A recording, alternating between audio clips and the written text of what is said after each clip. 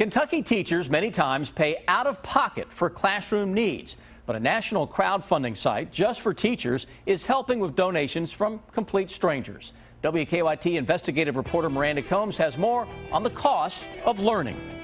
At the far end of town, when these boys and girls are in this room, they are Mrs. K's kids. Thank you, sweetheart. And since she claims them, she wants the best for them. It's okay. It's Graham's turn. This is her first year in this new Clark County elementary school. One morning, I came to this glorious place. She's worked hard to make her new space user-friendly. It's more difficult for them to stay seated in their desk the entire day. Her first class here isn't very gender balanced. I don't know what that stuff is. I have 17 boys in my room and 6 girls, and little boys tend to be a little bit more active. So times like this, when closeness is part of the curriculum, Sounds like you know this story, don't you? it gets tight and cold and uncomfortable for second graders to sit still. I hate to have them sit for long periods of time on a tile floor. So Mrs. K hit the web and asked for help from strangers for a softer place for her pupils to land.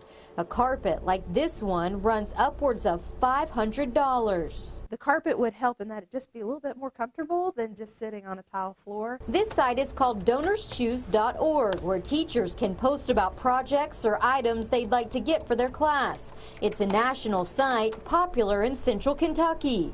I've had some people that I don't even know that have donated. The site was brought to our attention more than a week ago during the state auditor's press conference concerning the Fayette County school system. There are currently 11 Fayette County public school teachers asking for money to buy basic supplies for their classroom, most of which are in high poverty schools, on a national crowdfunding website. State Auditor Adam Edlin pointing to a Fayette County trust fund he says is meant for the enhancement and enrichment of the educational program that Edlin believes may not be being used for that purpose in Fayette County. Now, thanks to your hacking my trees to the ground, there's not enough truffle of food to go around. There's no trust fund for classroom enhancement in Clark County. The Clark County superintendent says teachers benefit from the district budget and other programs to help with classroom necessities. We work very diligently to make sure that our teachers' needs are met, to do everything that we can possibly do to see that they have what they need to teach the kids.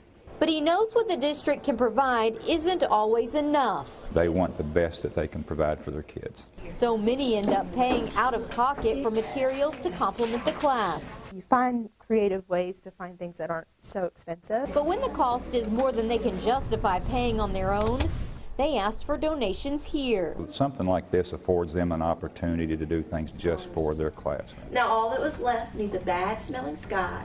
In this case, a little comfort for busy bodies. Ask him. He knows. It's a rhyming book.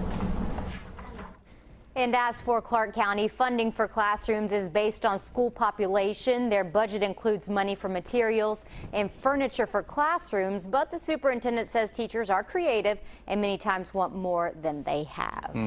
Is having the students seen as a beneficial, as a plus in all of this project? Absolutely. That teacher we spoke to said the kids love to follow along and see how much money they've raised. In that case, they've only got about $250 left to make it to their goal. So they're all hoping this helps as well, I'm sure. Feeling like they're part of the process. Sure. Thank you, Miranda.